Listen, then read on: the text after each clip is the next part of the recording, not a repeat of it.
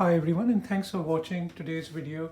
Today I think it's quite interesting today what we are talking about. I certainly find it quite interesting. So over the last few months, I certainly have done a few videos on how badly my own country where I live, United Kingdom, has done during this pandemic. And if we look at the death rates around the world, the country that stick out like a sore thumb, like USA, United Kingdom, Spain, Italy, France, etc. This seems to be doing worse in the world. However, are they actually doing worse than other countries around the world? And that is the point that was sticking in my mind. And maybe they are, maybe they are not. I'm not sure. So what I did, I created a scoring system of comparing different countries together. Now there are 195 countries in the world, and I can't do all of them. So I've chosen 12 countries, which I'm going to compare against each other, and I've chosen a few categories under which I'm going to score them. And I'll tell you in a second how those categories are going to work. So I've chosen these three criteria to score these countries against. So each country will be scored against a score of 1 to 12 because there are 12 countries I've chosen. The best performing country in each of these categories will be scored 1, and the worst performing country will be scored 12, and obviously in between as they go. So the first criteria I've chosen is testing. Now, testing is I've chosen per million population. Some countries have started doing testing much earlier. Some countries started doing quite late. Um, so it's not a very waterproof sort of a criteria, but that's what it is. It's a very important criteria to have. So that's one of the criteria I've chosen. Number two is deaths per million population. So we'll know that how many deaths has happened and compare those. The third criteria I've chosen is total positive cases. Now these cases are both who had symptoms of COVID-19 and the others who have had no symptoms of COVID-19.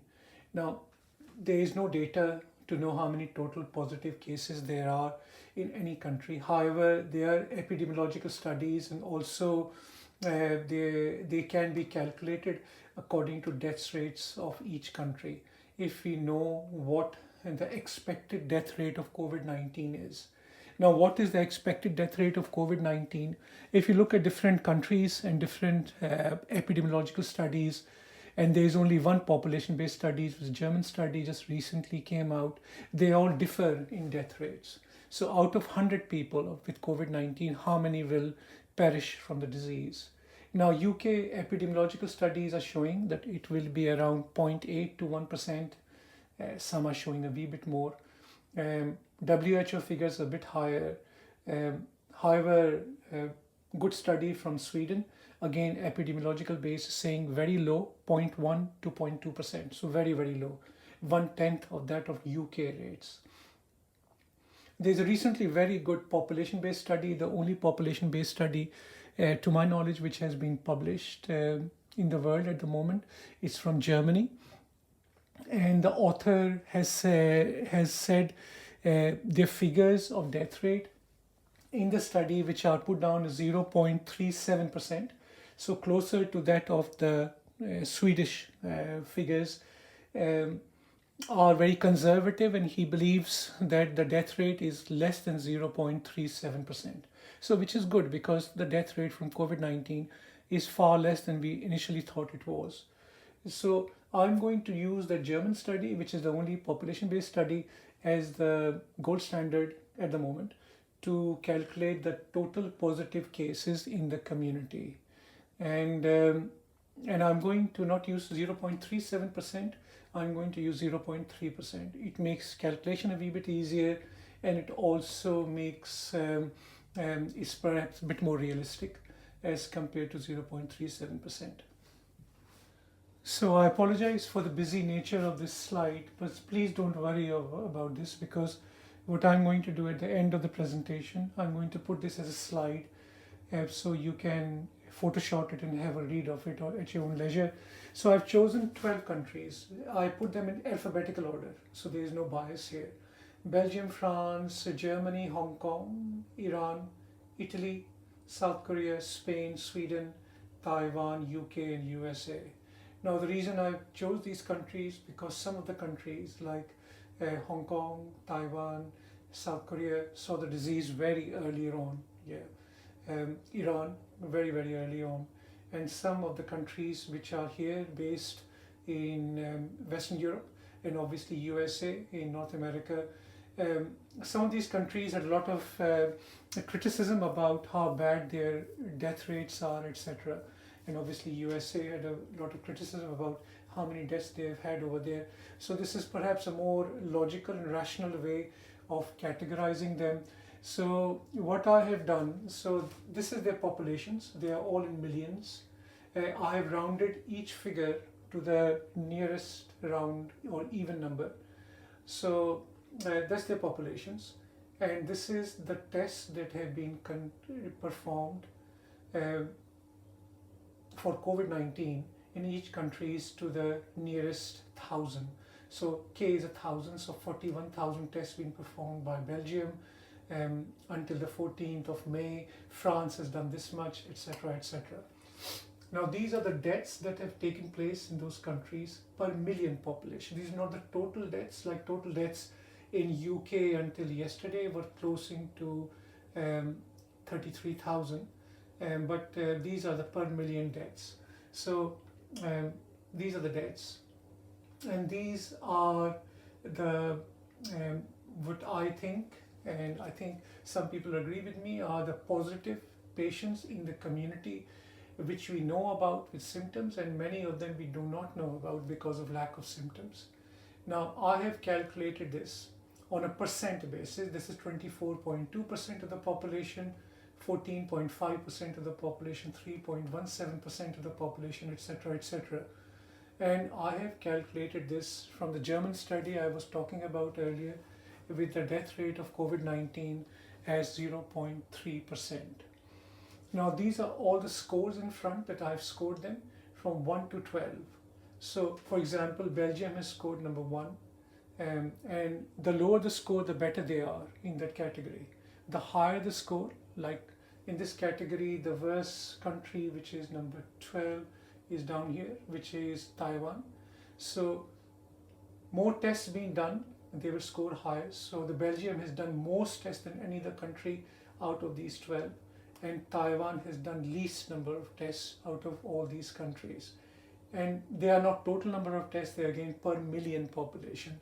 So they are quite good way of looking at it. Similarly here, this score has been done in green or in front, which country has done best in this category, which is deaths per million, which is here is Hong Kong, and similarly over here. So, and in the end, in the last column, I have totaled out each of these scoring, and I put the score in front over here. Now in the next slide I'm going to show you that how these countries have fared, because some of the tests, some of the scores, as you can see, have got same scores. Some countries 25, 25, 25. So how do we differentiate between these three countries? I think the only way of differentiating is the outcome, which is death rate. So between these three countries, deaths per million, I'm going to put them in an order, so which I think has performed best out of these 12 countries, coming down the order until we get to the worst performing country out of these 12 countries. So this is the final score of each country. Now I have put them down in not in alphabetical order, but they in the order of how they have performed in total scoring. So number 1 on the top is Hong Kong. Number 2 is in the Western Europe is Germany. So overall, in these 12 countries, Germany has done incredibly well. Then Taiwan, South Korea, USA, etc., etc. And surprisingly, if you see, USA is one of the better performing countries as compared to many other countries. We thought Italy will be high up there as well. Italy is down number 8, not great, but not too bad either. Sweden are, as you know, just doing social distancing and not a proper lockdown like some of the other countries have done. But they are quite far down on number 7, more than half the way down. So not done badly, but not done as great as they would want to do. Um, South Korea, on the other hand, again did not do a very hard lockdown, but reasonably up on the scoring sheet. Um, they're the ones who did so much on contact tracing and testing, etc. However, because they did testing very early on, they did not continue to do testing until later on, like some other countries are doing higher numbers now, especially UK is doing very large numbers now. In the beginning, they were hardly doing anything. And South Korea were doing large numbers when they first got the disease, and now they really don't have to, because I think they're the only country in the world which has recorded few days without any new COVID-19 cases. So uh, maybe some of you are surprised. I was certainly surprised to see how some countries are doing.